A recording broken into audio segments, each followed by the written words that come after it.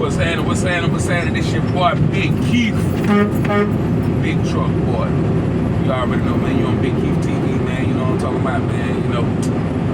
Shout out to everybody out there on the grind, all my 95ers, all my hustlers, all my grinders. Shout out to all y'all that's out here trying to get to that mining, get to that mining, you know.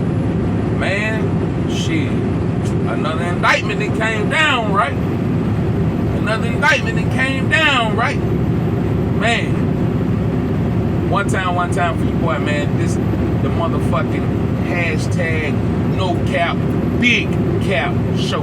I had to change the name, man. You know what I'm saying? I didn't know that they had a NoCapBigCapShow already popping on YouTube or whatever. You know, we don't rock like that.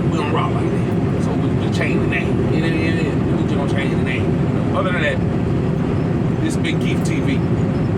You already know what it is, man. Yeah, bro. So, man, Bankroll Freddy.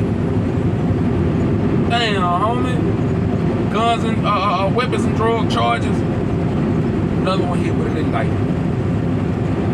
Damn. I don't know how many of y'all remember that show. No, well, it ain't even a show. Excuse my language. It ain't even a show. That old song, goddamn, that old group from Detroit, Dayton Family. They had a song called FBI. And just to quote the verse, motherfucking FBI, just I'm prepared to die. All this stuff on my, cause I was like this drug supply. Jail ain't never scared me none. Fuck the feds and rights got to distribution of cocaine is that all y'all can come with do. Hey man, listen. That boy say, free again, they sell dope, bitch, fuck being indicted. Dayton Family, bro. Nigga, this is 99 for that song right there. You know what I'm saying? The hand to rock the cradle? Well, no. Yeah. No. I'm thinking about Scarface. That ain't the hand to rock the cradle. Damn. What did he say? Hold on. I think that is the name of that song, The Hand That Rocks the Cradle. I'm down in this motherfucking dope game, but the law can't fuck me. Hey, that's that shit. This the dope dealer. It's the dope nigga. Dayton Family, nigga, was talking about that shit in the 90s, cuz, the late 90s. The Dayton Family. And just cause you hear me say cuz, let me tell y'all niggas something. Bitch, I'm from Atlanta. Old Atlanta at that. We want gang bang. You feel me? So when I say cuz, I mean family. I don't mean gang. That ain't me, shout. That's y'all. I don't rock like that. You feel me? I'm a hustler. I'm not a gangster, shout. I'm not that. Y'all got that. I'm cool.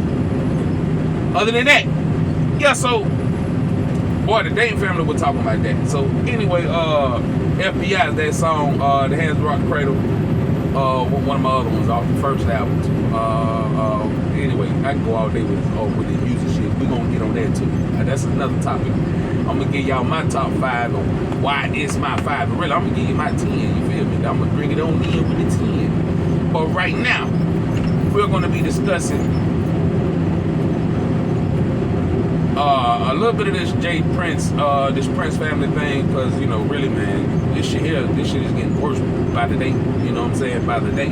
Then they just came down on Bankroll Freddy them out there in Arkansas. So man, it's a lot it's a lot going on, man. You know, I get on Clubhouse, well, you know, YouTube, you know what I'm saying? I forgot what page that is, man. I gotta figure out what page that is, and I give my man a shout out that time. I'll put it in the comments and shit. But yeah, Whack 100 of them, they were having that conversation still about Prince family and shit. They kind of stumbled on making a point using The Wire and got into civilians and gangsters. You know, civilians and snitches. You know what I'm saying? And they stumbled on. They was talking about, well, what about the boy that was selling candy? You know, that was supposed to tell Lex, where they told Lex to go meet a girl behind the building over there in the park. You know what I'm saying? At midnight, you know. And Lil Kev The little big boy that was rubbing their hand together. You know, he was hustling with Bodie. He was one of Bodie's soldiers. You know what I'm saying? But look, Kev Slick told Lil Shouter to go do it, in which Marlo told Shouter he was supposed to do that. That's why I said, nigga, I told you to do that. Well, I wanted to keep a little distance from me and Lex, so I let the boy do it. You know what I'm saying?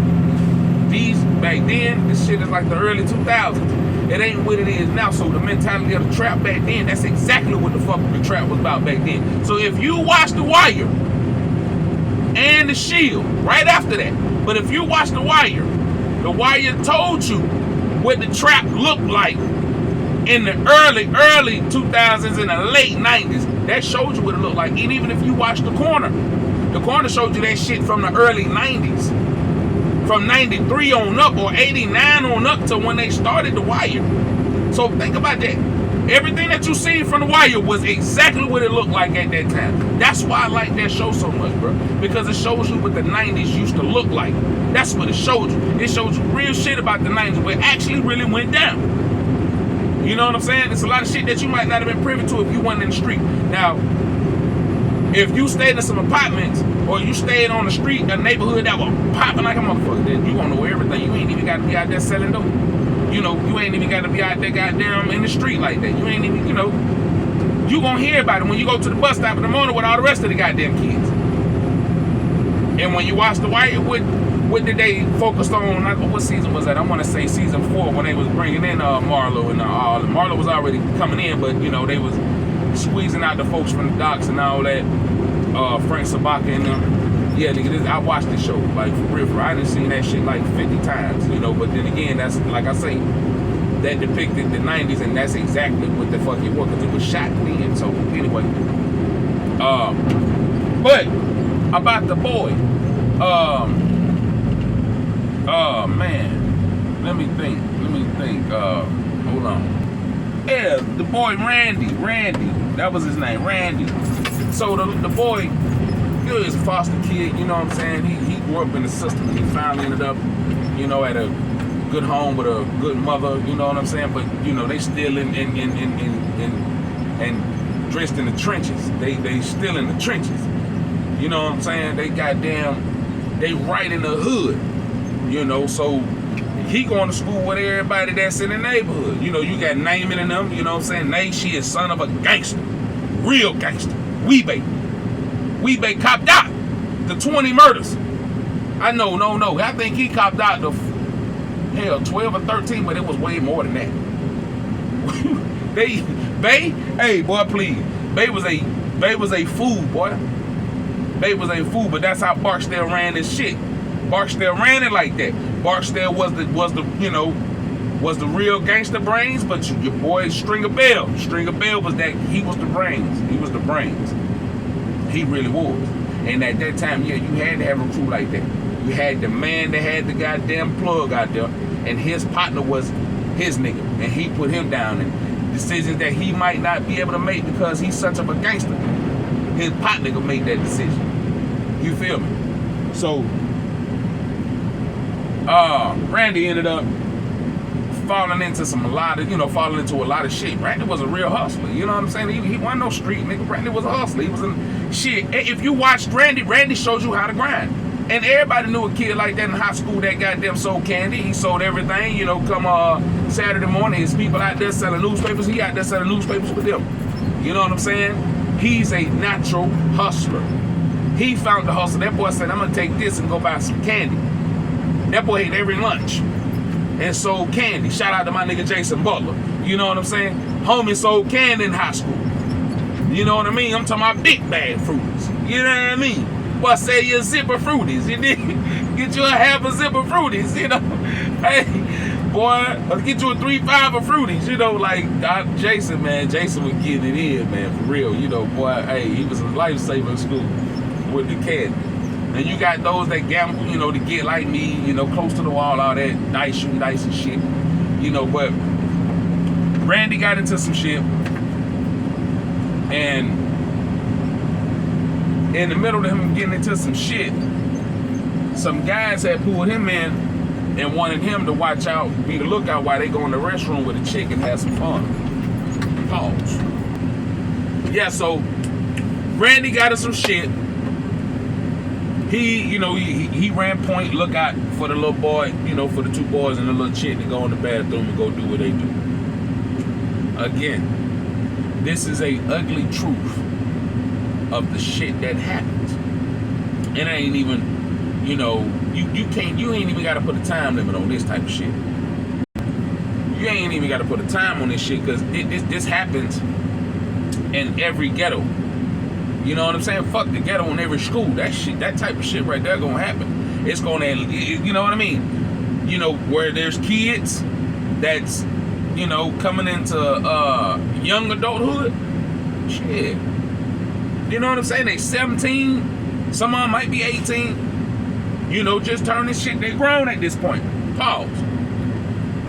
Yeah, man. I hate to keep pausing y'all, man, but I'm at work and shit.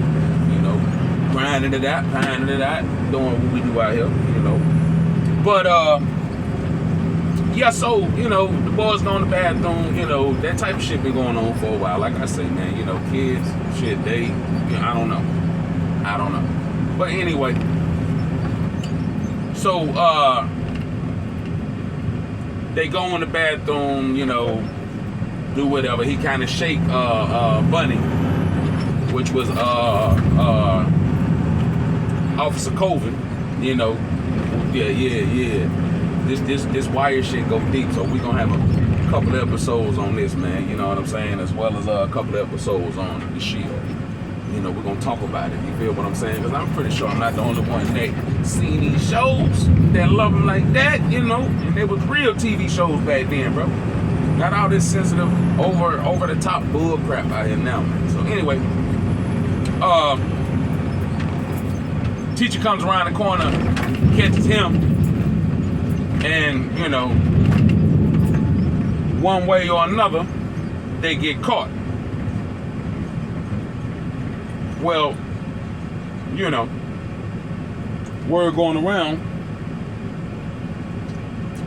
shit has been getting tagged. People been tagging walls in the school and shit. So your boy by this time, I think he was keeping his mouth shut. He kind of got caught up with the teachers and shit, and then he's like, yeah, I didn't do anything. You know what I mean?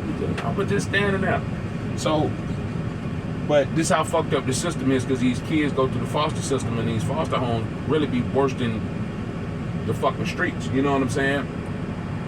He's not trying to go back to that shit, them group homes and none of that. So he's like, man, don't tell my foster mother, please don't. I know who was tagging the walls, or this. I know who was. I know about a murder. Right then, okay, I understand being in the streets, as a young, you 16, you in the hood with with everybody else. You doing what everybody else doing. But to save your ass, or doing what you think is going to save your ass, you implicate another murder. You know what I'm saying? You talk about a murder just to get yourself out of trouble. You know what I'm saying? So I think, shout out to White 100 and everybody that's out there on that clubhouse thing, man, doing what they do, man. You know what I'm saying? Because this was the conversation. They was like, well, he was a civilian, he was a kid. I get that, bro. But they grow up to be gangsters. You feel what I'm saying? And a lot of them don't get their situations checked. Yeah, little homie was a hustler. But when it came to him taking that hit on the chin to where it could have possibly got him expelled. You know what I'm saying? Because the little girl could have hollered rape or whatever the case was. Whatever, that shit just looked bad. So I mean, point is, he's about to lose everything that he, has. So he's going to tell about a murder to bring that heat off of his ass. See what I'm saying? Right there is where I lost respect for Randy. All the way up until that point is where I lost respect for Randy. And because I've been that young before. And if you out there, you out there. Ain't no perpetrating shit. If this is what you're doing, this is what you're doing. You out here with your folks. But this is where the line gets blurred. When shit happens, you got to take that lick, bro. You know what I'm saying? Or run your mojo to where it doesn't implicate nobody. But if you get caught red-handed with several others. My nigga, take your lick. Y'all in the car. I got the gun on, under my seat. It's dope under my partner's seat. It's dope under the back seat and an AK. They come back to the car, 12, pull us out. They look at us and say, all right, I'm gonna give y'all niggas a chance. I'm gonna give y'all niggas a chance. I'm gonna give y'all niggas a shot. Tell me who's motherfucking guns and who's drugs and whoop wop this and whoop wop that. It might be just one person in the car with some weed. And I'm the nigga with the weed. And I got my gun. My shit registered. But this is, I'm just painting a hypothetical.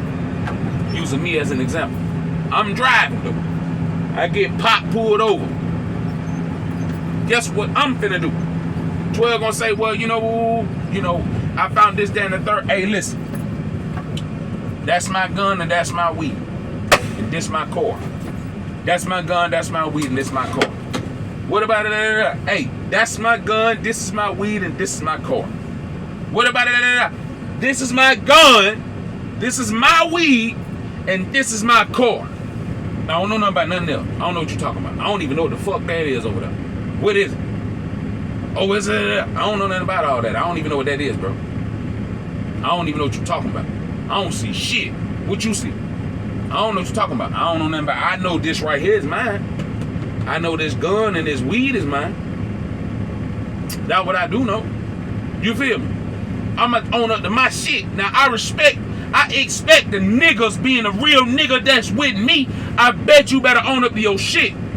Because I'm going to tell you something. About you taking your charge like a man. We go in that jail, but I'm going to beat your motherfucking, I'm going to beat your head off, homie. Because now, you don't want to take your shit. So, which means everybody got to take it. We going to beat you, boy. We going to beat you. We going to beat you, young boy. Believe that. Bitch, you going to take your charge. You know what I'm saying?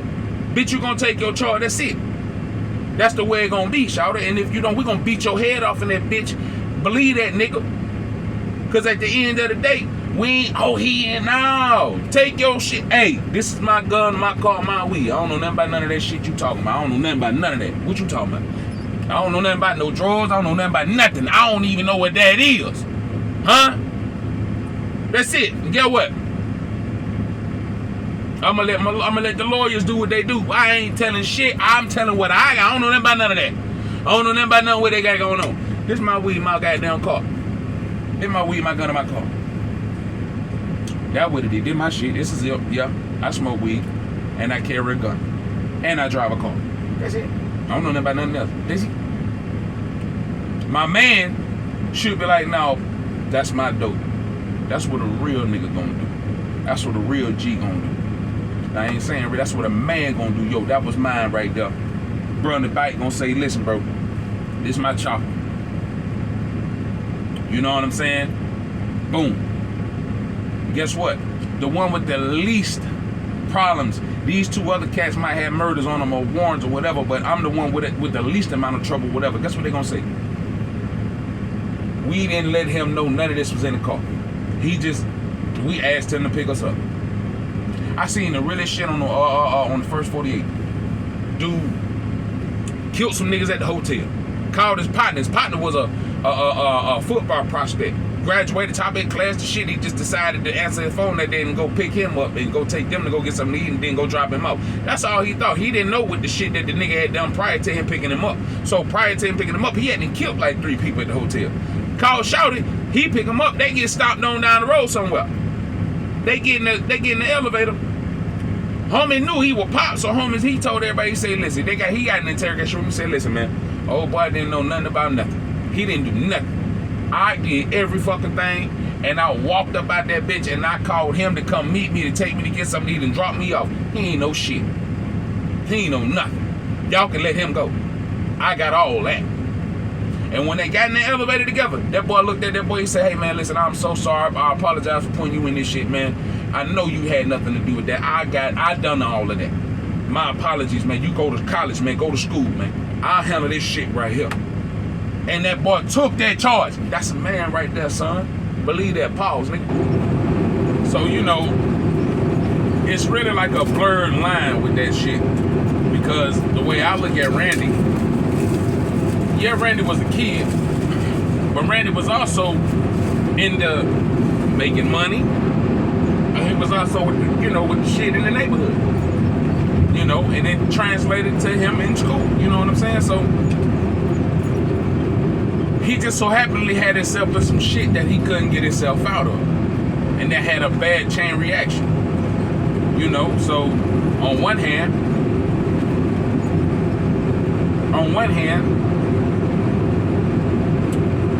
you got a loving, mom at the house. You know what I'm saying? Great foster mother, good foundation, and he has drive. On the other hand, you got the neighborhood shit. When you leave your mama's house, because that's a different you. In front of your moms and your family and shit, you loving, fun, cool, and collected. When you leave that house, you a monster. You know what I'm saying? You got to put that persona on. You with whatever the group with. But y'all fuck around and do some real shit, get popped. You gonna tell. So this is the bullshit right here. I think, yeah, he's a kid and you shouldn't involve kids in shit like that. When little Kev involved that little boy in that shit, again, they got him killed and got the little boy fucked up and got his house bonfire. Well, not bonfire, but cocktail. I think that cocktail, the lady house or some shit, burnt her up and all that. And that's why he ended up having to get the hell up out of there. So, and he ended up going back into the system. I thought Carver would have been the one to adopt him, but he really couldn't. You know what I'm saying? But that would have been a good fit for Carver. Carver would have been a hell of a mentor for that young guy. Same thing that Coben did with Naaman. Naaman wasn't no gangster. Naaman had to be out there in the hood though. Michael was his man. So Mike could step up. Mike took care of all of them, even knowing that Shouter was a snitch. Mike still stood tall with him, while Naaman ran like a bitch. You know what I'm saying? But still want to come back and buy everybody ice cream. Naaman wasn't built like that. You might have had a little hustling in you, but you got more of your mother in you than you know.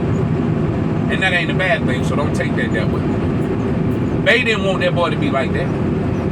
Because look what Bay told DeLonda. Bay told DeLonda, you better let that boy go. And when she went to goddamn going crazy, he said, remember who you talking to right here.